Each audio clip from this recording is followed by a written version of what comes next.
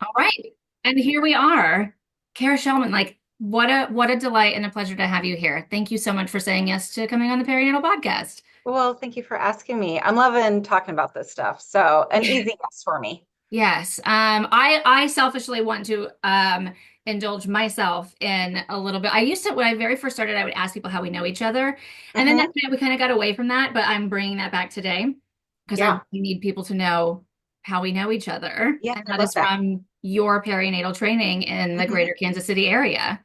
Yeah. Yes, we've been doing it for a while. I know you attended. Um, Mhm. I met you through Mika Centimano, our director, Mhm. and those trainings were so fun. Your group in particular, I remember, was such a fun Mhm. presentation to do. Everyone was lively and Yes, full of questions and dialogue. Those are the best ones. I couldn't agree more. And so that was, I remember October 2022. I remember Hmm. I was sitting in the back, still pumping. Yeah. And I remember it is literally like it is such a linchpin turning point for me because in your presentations is when I learned the expression unmanaged ADHD manifests as anxiety. Yes. And I sat in the back with my head in my hands, with my mouth agape. And finally, you were like, Meg, are you okay? And I did this in front of everyone. And I was like, I know Meg is having a moment out there and I want to hear about it. But then I kind of called you out. Thankfully, a room full of therapists. Oh, But yes, I remember your face being like, oh my gosh, yeah, what? So yes, that that was going on during the presentation. it was. And I didn't realize I was doing it because, as much as I do, I'm not shy. I definitely am not attention seeking. And I wasn't like, somebody call on me. Like, I didn't realize I was doing it, but it was such a great moment for me. And again, I talk about it all the time because, so as I just said, I was pumping. And so I hadn't been on my ADHD for medication. And I said Uh-huh. to the group, I started crying and I was like, I'm not going to apologize for crying, but somebody please let me know if you can't understand me. Yeah, Apologize for crying in front of a room full of therapists. no, But I was like, I just like 2 weeks ago had asked my primary provider to put me on like a Lexapro or something because I just felt that my mood was so not there and I didn't know. And of course, that wasn't an option for me then immediately because you can't take Vyvanse and breastfeed. right. But it was so exciting for me to be able to start that journey and start that conversation and be able Good. to understand a potential new thing. And then now, excuse me, gosh, my speaking of Vyvanse, my dry mouth is kicking today. So already. Get off the liquids. But so and that's led me to get my ADHD clinical services provider because I've been noticing Yeah. so many people in the perinatal space, whether they were masking for so long, because we know women don't have ADHD or neurodivergence, of course. So Yes. I'm getting Yes. all these Yes. people who either had it but haven't been managing it or never knew that they had it, but then they reach out to a family member and like, oh gosh, I've got a book of stories of you. And of course it makes sense. So anyway, so thank you again for that because it really, really literally changed my life and my professional life. Well, it's so good to hear that. And the funny thing is, when I'm looking back at kind of my perimenopausal journey, I didn't know it at the time, but I was struggling with a lot of symptoms during that presentation. I remember talking to my husband because I was trying to prepare, Mhm. and I was telling him that I'm like, I feel like I need to memorize what Mm, I'm going to say mm. because I cannot, my word recall was Yeah, really struggling. sure. Or also, I was having a lot of somatic feelings, like nervous system stuff, which is sort Mhm. of a sign of perimenopause. And I kept telling him, I'm like, I feel like I'm being chased by a tiger. So I was managing a lot of things, not knowing what was going on. I thought it was kind of anxiety or the public speaking stuff, which was not usually. And looking back, I'm like, man, that's kind of where it was all brewing for me too. So we were Wow. both like managing some stuff back then. How about that though? I mean, it is Yeah. like just such a parallel experience. I love that we have that moment together. And also that's why I'm so excited to have you on. Also, beautiful segue, by the way. Someone's a therapist, somebody knows.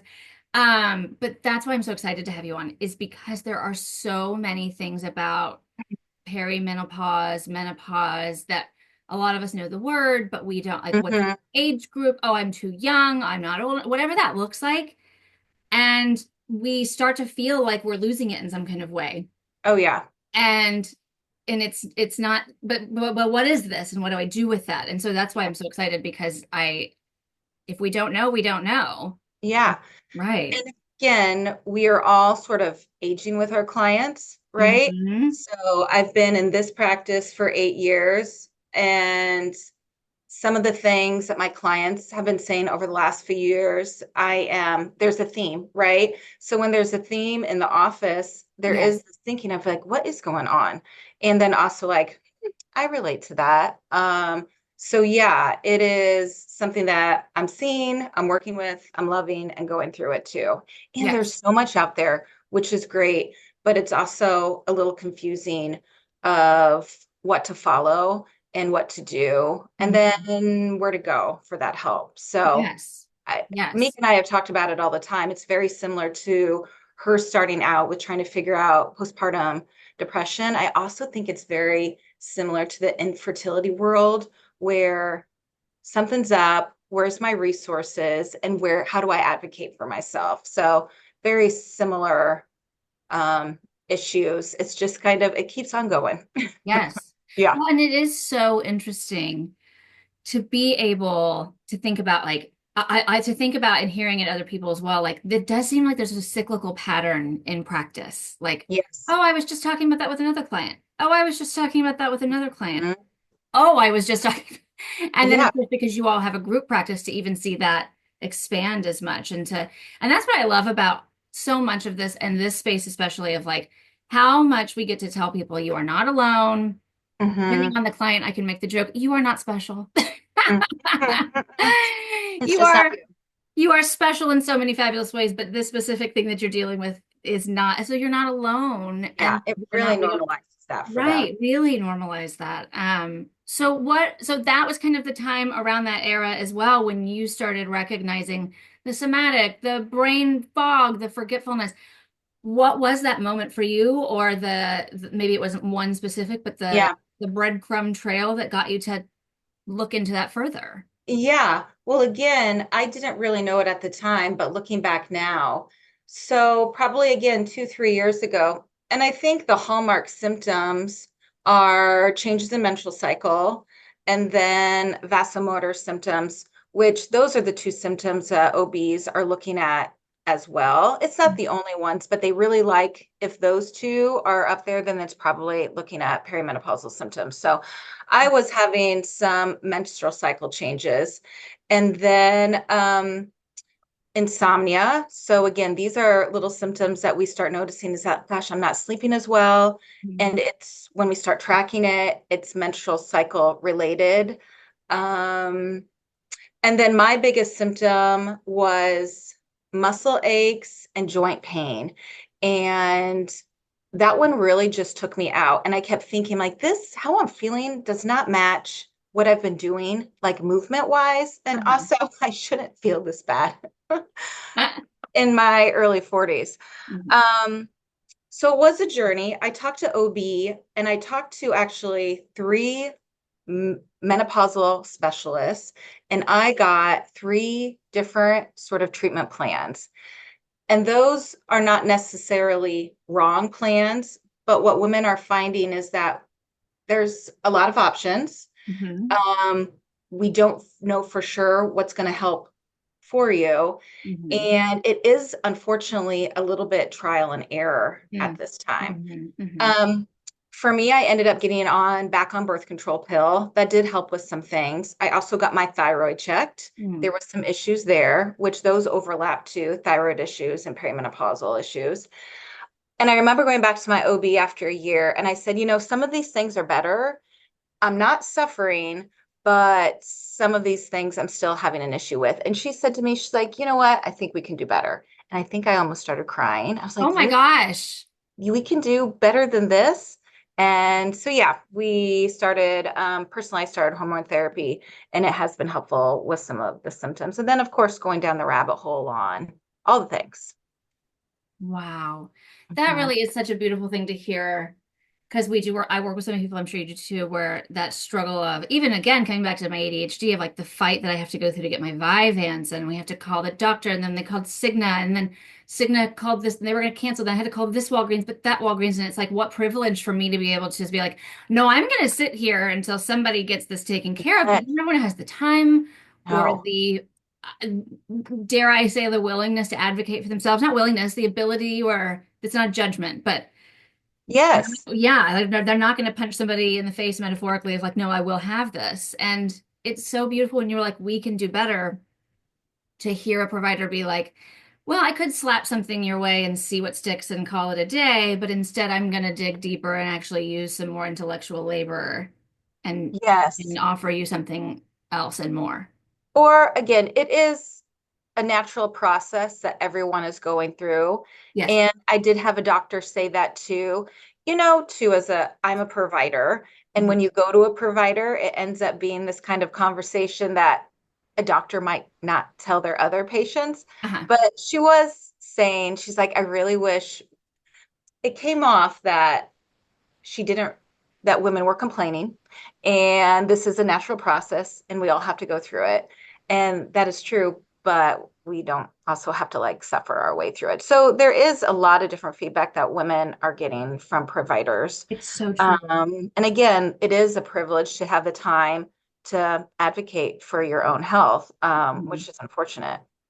I let's if we could just take to go back and spend a little bit more time there too of yes, there are some providers out there who just kind of get the rolls of the eyes. Yeah. And to encourage people, I've said this before on the show many times, like you're allowed to fire your providers. You're allowed to Yes. find somebody else. Mhm.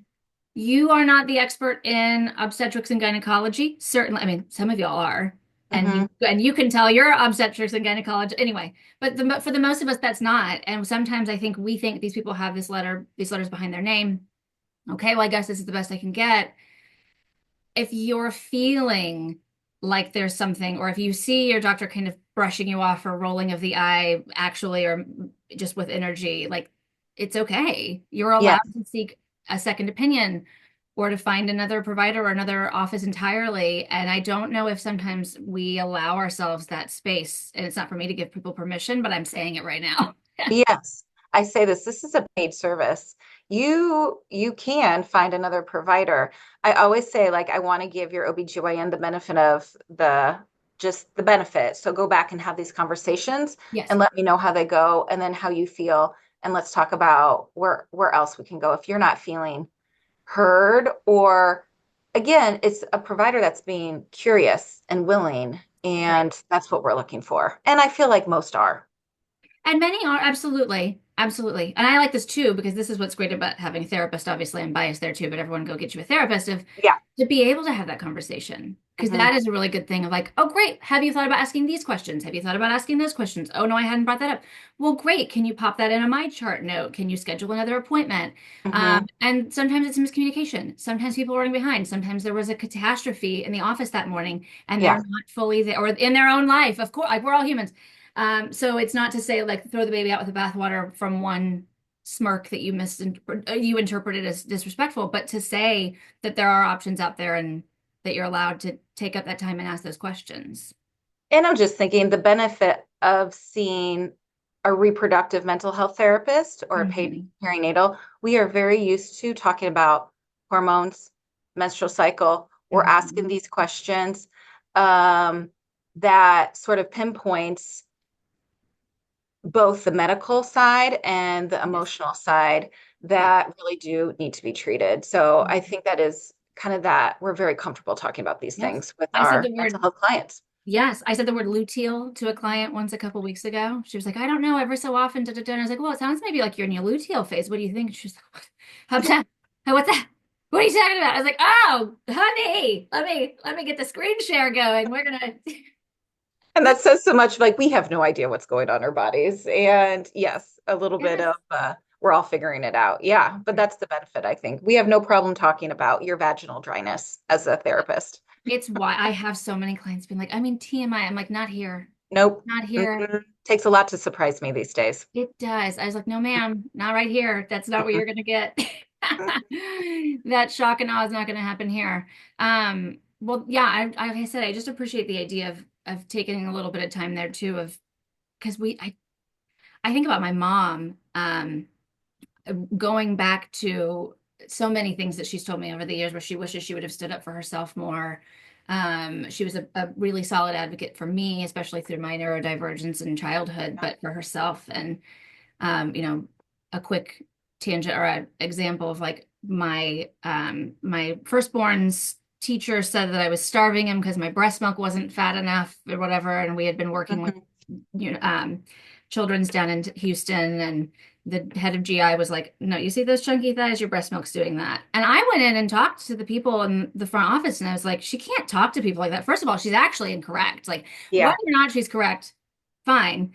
But I was like, because I told my mom that story, and she's like, I would have maybe stopped breastfeeding after that. I would have definitely not said sure. anything. I would have forget the internal shame and the self-talk that would go with that. And so it's really wild. People feel very entitled to say some really wild things through fertility, trying to conceive, pregnancy, postpartum, parenting, and now perimenopause. And to encourage everybody that sometimes people get uncomfortable or they don't know, and maybe they are trying to do their best. And also sometimes people, like I said, just feel entitled to be able to Oh, absolutely. shout off. Probably a lot of the time that we spent in the therapy office is sort of hearing what people are saying from the outside and focusing that in here.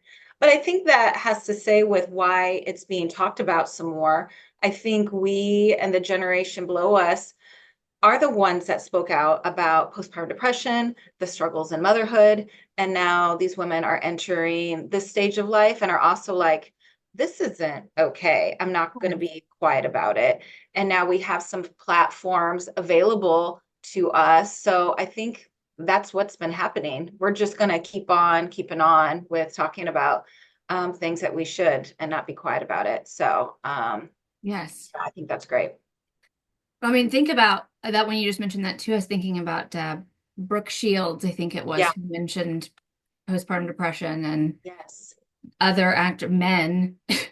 Moment to roll my eyes, were making fun of her, saying she's ridiculous, making excuses and so on. And she had to be kind of one of the trailblazers in the way. And for us now to say like, hey, perimenopause is not a cuss word. We're going to say Yeah. it out loud.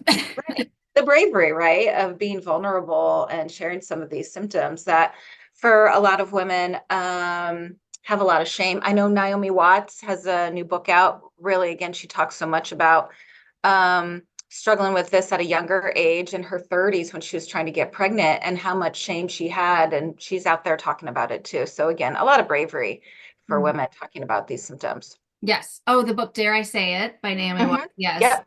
Yep. Yep. Hmm. I love, yeah, I have not read it yet, but I love that. I might have to, I will have to put that on my list. It's good. And it's nice to hear that people again being willing to say, I'm taking up this space, and we're It's not going to turn a good. blind eye that anymore. We're gonna, and hopefully we can, continue to advocate and get more money put toward research and programs and assistance and all that good social worky stuff that we Yeah, love to social do. worky stuff. Yes, we're going to have to fight for continued women's health research, Yes, unfortunately. So yeah, yes, we still need those voices out there. yes. I was curious, what is like, if you could think of a couple of things or one big, like, what is something that you wish someone had told you before you started entering this season of life? I mean, reading about it, Mika and I are doing this little segment on Instagram of I wish I would have known. Yes. I I did not know that our all of our body has hormone receptors, right? Again, I wish I would have known how perimenopause, like these hormonal fluctuations, impact our body, not just our brain, our whole body. So what happens is when we have less eggs available for us, this conversation between the brain and the ovaries um, really gets out of whack. So therefore, our hormones are getting out of whack, and that's why we're seeing so many symptoms. I think it becomes like this funny thing of like, oh, it's perimenopause. Everything's a symptom of perimenopause, which isn't true, but there is a lot. So when these hormones go out of whack, it impacts our entire body. So that's why we're having all these symptoms, from GI symptoms to dry skin to itchy ears to joint pain and muscle aches. And what estrogen is, it's sort of anti-inflammatory. So when we're losing this estrogen or when it's decreasing, the body is becoming a little bit more inflamed. So some of these symptoms are what we might see as some inflammation symptoms. And then we're trying to figure out how to calm that stuff down. Again, I wish I would have known that. And what I've been finding out when I've been doing my own reading, a lot of these symptoms have made sense for me and for my clients. Yes, Did you absolutely. know that? Oh no, it's wild how much we don't know. It's like it's literally so I'm just sitting over here thinking just like they don't teach us to do our taxes and they don't like what the things that we don't learn. And even I pretty acutely remember even it was like teal with a purple outline of like the little baggie that we got in fifth grade with our first pads and like a razor blade and all of that stuff and being separated from the boys because heaven forbid boys have to learn about a uterine lining. Oh, heaven forbid. How very dare. Um, and it was good. I'm glad I had that over nothing, certainly. Mhm, mhm. And there were girls in my class who started their periods in fifth grade, so yay that. And also, it's just a wild thing that we have compulsory education in this country for now. And what we're not teaching and what we're not learning, and that would be something of I know you're talking about teenagers, but they will eventually, everyone has to go through it to get Yes. a uterus. So why we're not doing that is perplexing to me. And again, so you've just got so many people who they do, and we don't say crazy because it's ableist, but like they feel like they're going crazy. Yeah. My Yeah. Yeah. whole body's fine. My body physically hurts, and I can't remember the word for X. Like, Yes. hmm yeah, So yes, and then those hormone changes impact neurotransmitters. So we're talking more about perimenopausal depression, anxiety, possibly increase in like ADHD symptoms or hmm even symptoms that mimic ADHD. So we're trying to hmm figure that out. hmm Also, at the same time, we're talking about closing the door on this reproductive journey, right? And that can happen at any time, but and all of our feelings around that, as well as what else is going on in our world during this time. So, mental health of the woman during midlife is definitely a topic that needs to be talked about more. yes, absolutely. I it's such an interesting thought process of like what you said with the ADHD and the other things that are coming with that and trying to navigate some of those things, which again is why therapy is so amazing of recognizing like I'm kind of tracking some of these things and being aware. And I know that is an extra job that I tell my clients all the time when they're new, especially of like, I want to acknowledge a lot of this is going to feel tedious. Yeah. I'm asking you to do more work. Yes. I'm so with that. We're not asking for perfection. There's no homework here. Like you don't owe me anything, but here are some tools. And that is something that can be very helpful is to recognize like what am I tracking? Am I recognizing when did I feel this way? Is it a certain time of day? Is it a certain time of do we know what the word luteal mean? Like No, no, we don't. yes. And then I wanted to touch on idea, if you'll indulge, I'm such a reference queen.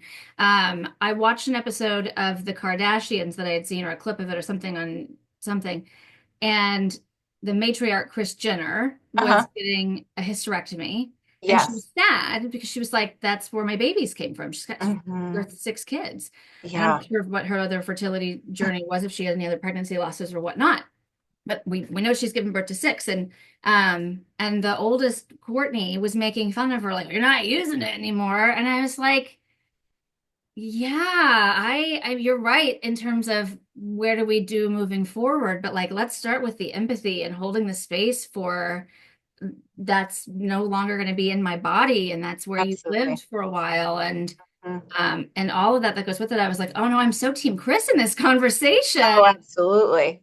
And again, just any sort of birth story, right? That holds a lot of Yes, birth trauma yes. or a beautiful birth or yes, a very important organ that again, sometimes it is said like, well, you just need to get rid of it, right? Like you're done with it, get rid of it. And it's not as simple as that.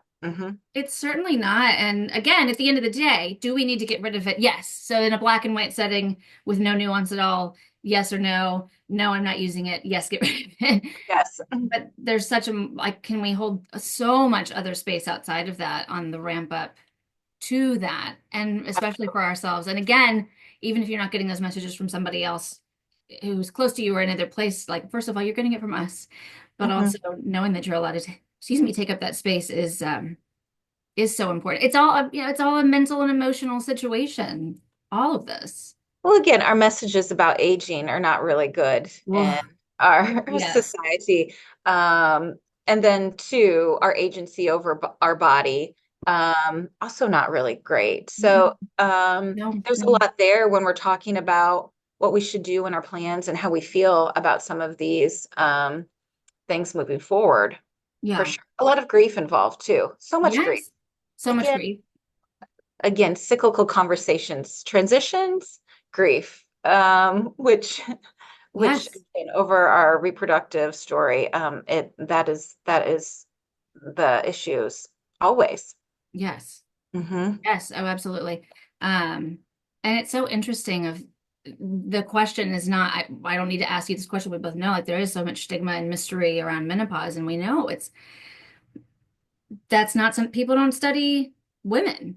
People Hmm. don't study like I'm totally gonna botch this. I apologize. It's just come to me. I didn't know I was gonna reference it, but there was something that was being studied by about women, and they didn't have a woman on the research panel until like 2006. I apologize, but like just anybody can Google anything like that Yeah, with yeah, that yeah. happened, and you'll find so many things where women are not involved in the conversations. Women are, if it's being studied at all, Hmm. and we're not Or getting that we're seat at the just table. too confusing. So our body is too confusing. So we don't Mhm. want to figure out or mess with it.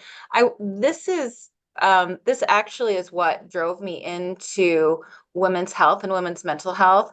I Mhm. was sitting in my women's studies class as an undergrad in psychology, and she was talking about all this research. And I think I'm just a very kind of black and white person. I want to know the right answers. So I'm going to look at the research and what it says. And when she told me most studies done on for women's issues are done on men, I remember my brain exploding and looking around the room and being like, am I the only one that's pissed about this? And Yes. it really fired me up. That led to kind of this my own journey of like, this doesn't make sense. And that was like 2003. Mhm. So a long time ago. Yeah. I and we're still needing to do better. And us in the conversations, us in the research, what are our issues? I'm still kind of blown away when women are talking about like endometriosis Mm. in my office of like we don't really know much about that. It's really debilitating for women. Oh God. PCOS, fibroids, any women's health issue, we're still needing so much more research in how to um, treat women accurately. So yeah, get me on my soapbox, Meg. Wow, this is a great place for a soapbox, honestly. But it is so interesting. And again, like I said, I am such a reference queen. I just was thinking back to speaking of the aughts again, of like I was obsessed with Dancing with the Stars right out of undergrad. And Hmm. there was one of the dancers named Julianne Hough, and she was out for a week. And then she came back, and the host guy, I think his name was Tom Bergeron. His name just came to Hmm. me. Hmm. And he was just like, yeah, so I hear you were out. You had some like really bad endometriosis or something. And she's just Oh my like, gosh. bitch, we are on national live television and you are just giving away a diagnosis. And again, let me be very clear, there is nothing to be, but this is what I tell my clients too. We've got the full spectrum of there's nothing to be ashamed of and it's no No. business. Hmm. And every person that you encounter in life is going to be somewhere on that spectrum. Right. And And I she think hasn't Tom Bergeron consented announcing to that that on Dancing conversation. with the Stars is it's nobody's business. And then if she wants to come, but I think about how, and I don't know him, and he might be the fiercest champion for women's health and reproductive and da da da. And he just got nervous, and I don't know. I don't know him. I don't know him, but like it was 20 years ago. But like still, that's just women's bodies are just We're not just too confusing and valued. complex. We just need Yeah. to be just left out. So again, thinking about our grandmothers and our mothers Mm. and how they probably haven't gotten the care that they've needed with this period in their lives. And oh gosh, it makes me quite upset thinking Mhm. about what they didn't receive that could have helped them. Oh, it's so Comes wild. to, yeah, osteoporosis, heart disease, even possibly dementia and Alzheimer's. Yeah, yeah, don't get me started. Yes. Yes. Mhm. It really is quite wild of it's nice to be able to sit in a space, and I encourage clients to do this again, not as an excuse. It's not a free pass, but if you can start these conversations with empathy and thinking about what your mom didn't know because her mom didn't know because her mom and her great aunt and so on and so forth didn't know.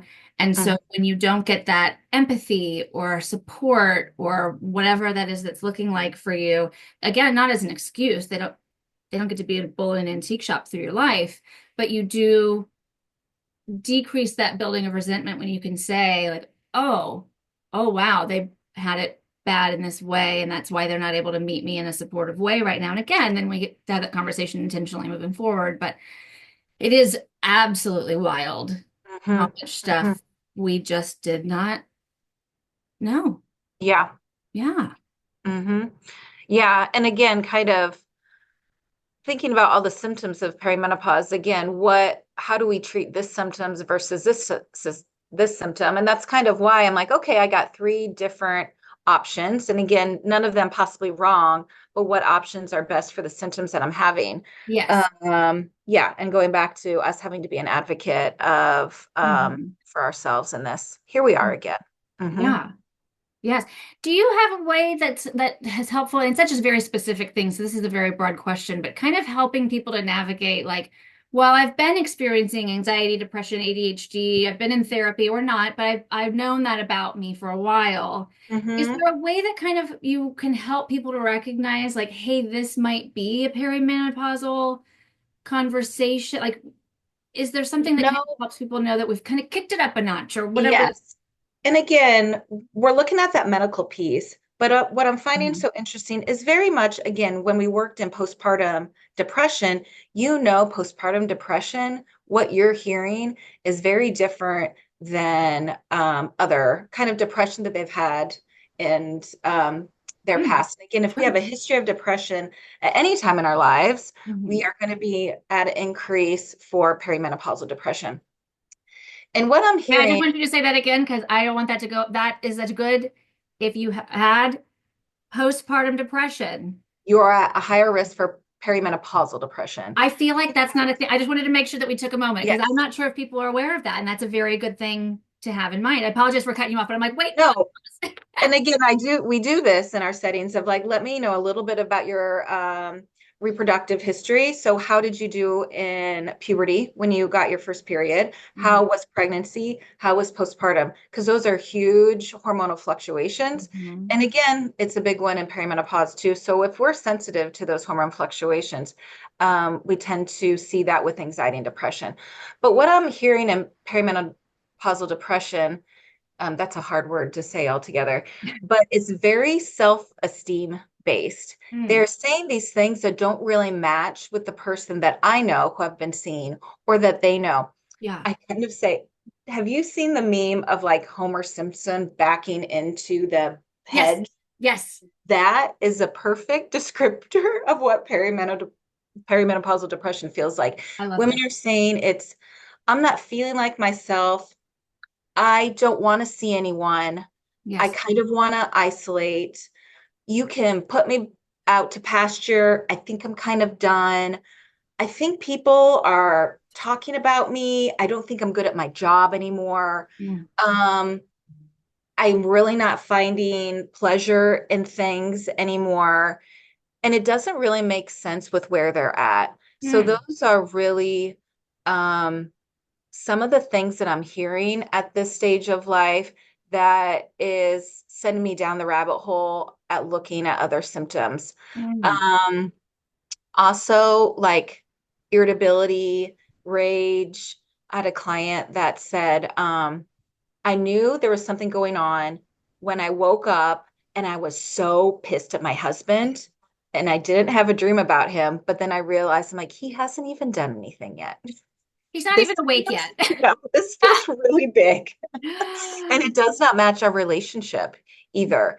And we know hormones impact serotonin. Mhm. So, again, it's similar symptoms to major depressive disorder, but those loss of interest, feeling insecure, really lowered self-worth, body image concerns, Mhm. those are the ones that I'm hearing a lot. Mm. Hmm. Yeah, I And I love. think Sorry, go ahead.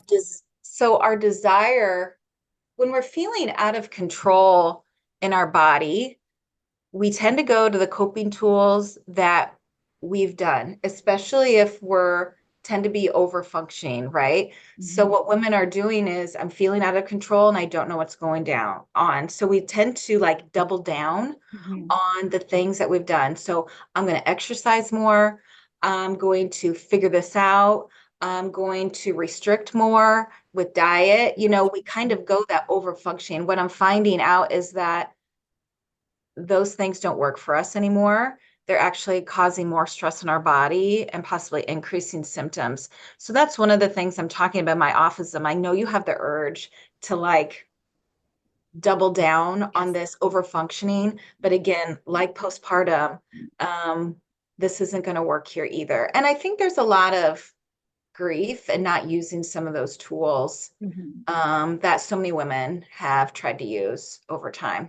So again, what I'm looking for and what we're talking about, I know women hate this word, but like boundaries and choice and figuring out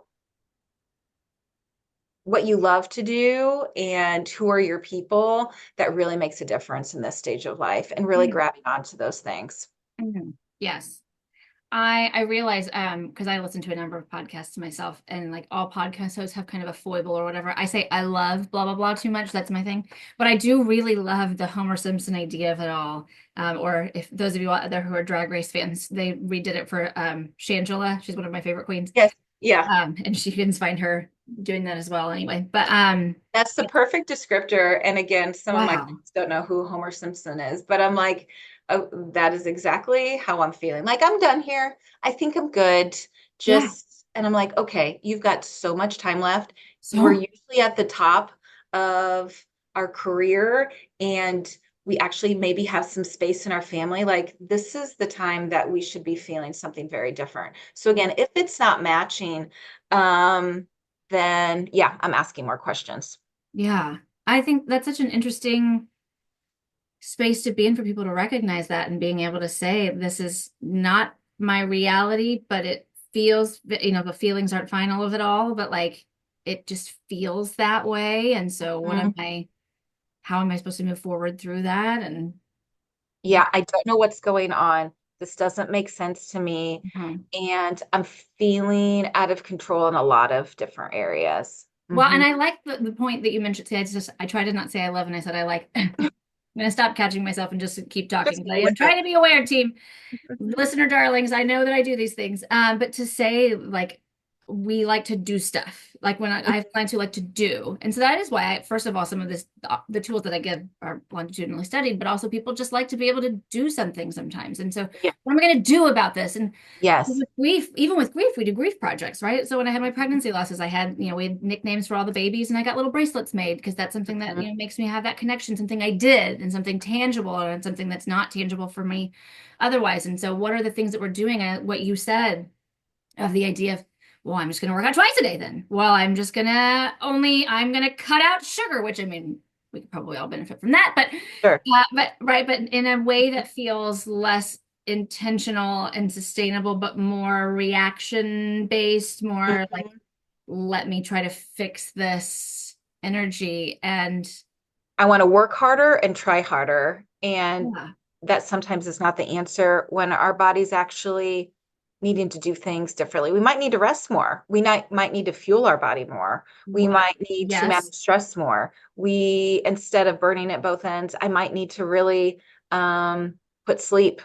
And Hmm. I, again, I remember having a conversation with myself of, but I don't want to. I do. Yep. I want to stay up late. I want to, and it really is coming to terms with like, you can if you want to, Uh-huh. but Yep. it might not be good for your body anymore. It might not be what your body needs anymore. It might not be working for you anymore. And that's okay. And we might need to know I have a temper tantrum about it. I don't want to do these things.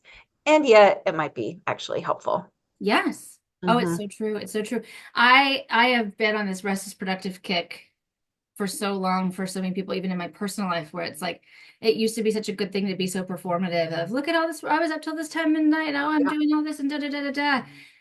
And it's like, let's take a step back and understand where that's coming from. Are we doing that because we need to be doing it, or are we doing it for some sort of external validation? Are we feeling like we're falling apart in some other way? So we're picking up somewhere else. And rest is productive is a hard thing for people of our generation, certainly, because Barbie could do it. So we had to go and do everything.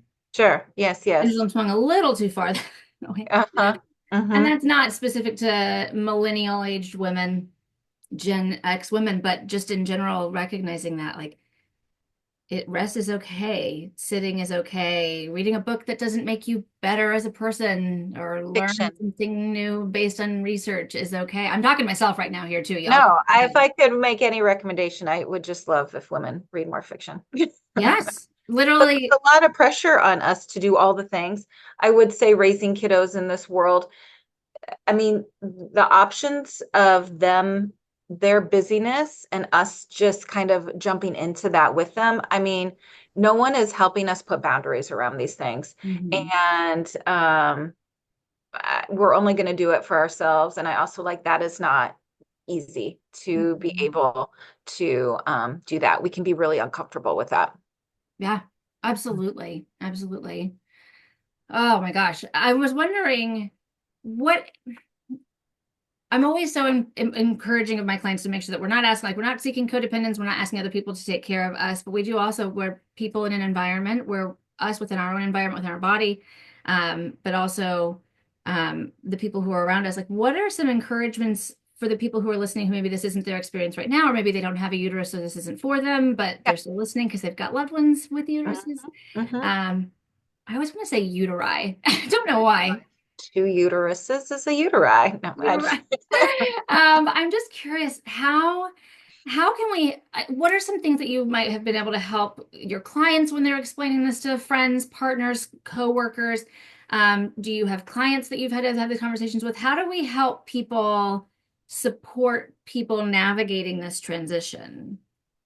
well, I think nobody really, again, talking to our partners, I think we're not usually talking to our partners about Mhm. things going on in that world, right? We never really had to. Right? But again, if I'm not feeling like myself, and then I am reacting in Mm. ways that are not myself, and many times it's our friends or our partners who are being like, I this something's up. I don't feel Mhm. like you're doing well or feeling well. So maybe we're getting that. But it Uh-huh. is discussing like, okay, I think it's really helpful when we're relaying information that we have found out. I think that's a good way to bring it to a partner. Like, I read this, I Hmm. didn't know this, and I'm Hmm. sharing it with you. So they have some insight to the world that we're in, or talking about like, I really am exploring this. I'm Hmm. thinking about talking about it with my doctor. So Hmm. I'm on this journey. I think too, when we're getting with our girlfriends, dipping our toe into these conversations, and once someone starts the conversation, like everyone will Hmm. be talking about it. So then we feel less alone. I mean, with every group setting that I am with my girlfriends, we are figuring out who's doing what. And that's just not about our health. That's like, you know, products you're using. What are you watching? And again, what's your body feeling like? We're having all of those problem solving sessions when we're hanging out with our friends. And this is just one. So if someone brings it to the group, someone else will probably have something to say too.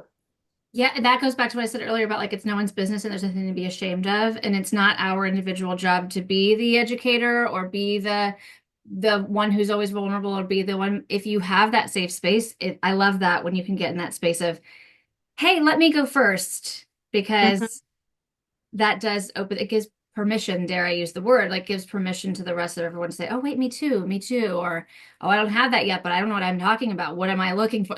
Because we don't know. And mhm, being able to share those spaces with intention. mhm. I think for a lot of women, especially if they have always been raised to like independent, figuring it out, um, it is very natural for us to kind of stay in that world of like, Mhm. I'm going to have to figure this out on my own. Yes. But again, sharing it with the people in your world, again, getting that support, them not figuring it out for you, Hmm. but yeah, having a window into your world, Hmm. um, again, helps so much with not feeling so alone and Yes. support. Hmm. It's so wild the parallel. Just you mentioned this earlier, and I just like it. I'm practically laughing about thinking of how we had to go through talking about pregnancy loss and fertility concerns and all of those things, and we had to start saying it out loud so people could Hmm. take the stigma away. Da da da. And growing as we age with our clients, here we are again. And I was got the biggest chuckle just then of like, yep, that's literally what Kara said earlier of. And now we're here, and now we're talking about advocating for and decreasing the stigma and sharing, and we want research, and we want people to feel comfortable, and there's nothing to be ashamed of. And because, as with so many things, it starts with self-talk Yeah. and that piece again, the Homer Simpson of it all backing away. Hmm. And it's not that there's nothing that you've done wrong. It is a No. natural part of things. And again, it's not to be a bully antique shop through other people's lives of, well, I'm going through perimenopause, so I am going to wake up mad at you and tell you to piss off husband. But to be able to say, like, what is this? Yeah. Like this doesn't seem right. And then again, having a conversation of this is what's going on in my world. I say this with couples all the time. It's not what you say, it's how you say it, Mm, right? So I'm right. not coming at you in a rage, but I'm gonna be like, I have some rage about you, and I know you didn't do anything. So I'm Yes. gonna try to figure that out. So Yes. just to let you know, I'm on this little adventure and I take ownership of it. Yes. But you need to know what's going on too. Yeah. And most partners and friends, they do want to know, Hmm. versus like, man, is it me? I mean, they're assuming things too, Right. the story in their own head Right. of like, that's usually not the truth that's actually going on. Right, very often. Hmm. This is going to feel tangential, but I was thinking about it earlier and I made myself a little note because I wanted to come back to the dietitian Yeah. of it all. Of I really do encourage, I can't tell you how many people I have referred to this dietitian service. I use it myself. Not a sponsor of the show, but I send it off so many people because we also never really taught what healthy eating. We never really learned that. Like, of course, fruits and Mhm. vegetables, but that like what is protein and what does that look Mhm. like? And why is this not good for this body or what are we trying? And so that's another thing I encourage people to look into. There are programs out there through your insurance that are, for Mhm. mine, it's completely free of charge, um, or other situations out there, because that is a piece where, again, sometimes we feel like we're losing air quotes control, like we ever had control, haha. In Yeah. certain things or things that we at least thought we had handled and managed, like our exercise regimen, for Yeah. example, for movement, and being able to be in a space where you're doing that with intention, with a loving, body neutral person who Yes. has the education, who has no secondary gain of what your body looks like. Hmm. I just wanted to mention that as well. There are programs out there that are low cost, free of cost through your insurance, et cetera, so that you are, again, the education piece that we just don't have. Well, it's so confusing too. So again, who's your team in this? And Yeah. that can be a really important aspect. Again, how much protein do I really need? And I'm actually really miserable eating this way. We also have to be talking about we do not need to get crazy with all of these things because those are not going to be lasting behaviors. So I know there's so Hmm. much out there. And Yes. yes, a dietitian, someone focusing or knowing about this world, can be really helpful in trying to like what do you need Right. versus here's all the messages that we're hearing. Yes. Well, and that's a very specific thing as well. Like you said, you started the conversation with this about how individualized it all is and can be. And it's Mm-hmm. great to have a great starting point. Um, and then we make it our own with intention, with Googling, with knowledge of people who have done research or have some experience in those ways, and how important that can be and helpful. I know I was listening to Amy Poehler speak, and she Mm-hmm. was talking about like for bone density, you have to eat a lot of protein and lift heavy things. Yes, yes, we're hearing a lot of that message. Got And gems again, for that now. I can't back up the research. If you want, Google Amy Poehler. That is yes, not her yes, yes, experience yes, either. I'm not saying it, but I was like, that's fascinating. But like, it's nice to know that more people are talking about it, so maybe we can have a little more awareness. yes. She's not the only one saying it, but then also what does that mean for me? And what that does not sound fun at all. So let's look at some things that you like and start with, and maybe Yes. we can gradually get there. Yes. Yeah, we're Hmm. not going immediately from zero to flipping those big tires at Nope, CrossFit or whatever. nope, nope, nope. We don't need injuries out there either. Yes. And that's, well, listening to your body, rest is productive, Mhm. being very intentional about that. Um, Yeah, for me, you- I'm an old runner. I've been running, and again, over the last few years, I'm like, that's not feeling good to me. But walking feels great. mm, That's different. It's movement. It's nice pivot. again, I think again how all of these worlds are kind of changing and what's helpful for you. Well, and I really encourage people on that. And what you were saying, I have this conversation with clients a lot about the perfectionism piece of it all. Because Yeah. if I didn't run 5 miles and I didn't burn X calories and I'm not dripping sweaty mess, then I didn't move. I didn't work out. Yeah. It's not a Yeah. Yeah. workout. It's not an exercise. And allowing yourself, like, let's hold some space for it, of course, and then also recognizing like what is good for your body right now and your joints and whatever else that looks like. That I usually have that conversation more with like my ideal is a 45-minute high intensity interval training, but I only have 10 minutes. Like, well, 10 minutes is better than zero, Yeah. and you can still like that still like your body still counts it even if, and running away from the idea of the perfection of Yes. just acknowledging the grief behind I used to be able to run. What did you do, like half marathons, marathon? What was your Yeah. Well, I did those for a while. I hated those. So I'm like, why? No, I just like going out for Yeah, a great. jog. Yeah. But again, doing things that don't feel good or that I don't like to, again, it goes back to like what we talk about in motherhood, the good enough, right? What's the good Mm, enough that feels good mm, versus I should or I have to? And again, what I'm really emphasizing is the should and the have to and the over functioning is really increasing some of these symptoms that we're seeing in perimenopause. So it feels like again, I need to control this body and I need to work more. And what we're seeing, it's doing the exact opposite. yes, Hmm. control, right? Hmm. Control, and that's a great thing to talk about with your therapist, the frustration of not having access to that as much anymore, the things not coming as naturally, but also avoiding the other pieces that go with that of Yes, bring all of this back to your therapist. yeah. All of this. Yes, very much so. Well, speaking of, I was wondering, are there any like daily practices, therapies, tools, anything that you've found that have been you seen success in your personal or with your professional life working with people in the population? Is there something that kind of comes to mind that we can encourage people again, in addition to actually seeing their therapist, that have been helpful for managing symptoms, physical, emotional, Yeah. cognitive? Yeah, I mean, again, some of those lifestyle changes, I mean, I go back to like sleep. Mhm. I mean, we know that sleep is important, but it is one of those things that I really have to be careful of. And again, what impacts sleep is kind of alcohol use, right? So, really looking into some of those lifestyle things. And again, when we feel out of control, some of these things give us some autonomy and Hmm. power that like I can do these things. And Hmm. there is a lot of kind of that cognitive behavioral therapy of how I'm feeling, and that doesn't make sense, and really challenging some of these beliefs Hmm. of you've got so much time, you're not done yet. Um, and again, kind of looking at those transitions in grief Yeah. and taking some time to feel those emotions and talk about some of those feelings. Yeah. I like that. You're not done yet. Like, No, there you've got is so so much much time. ahead.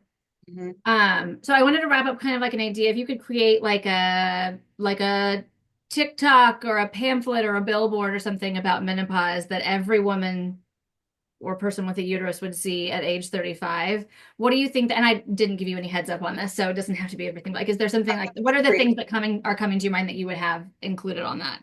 Hmm. You don't have to suffer.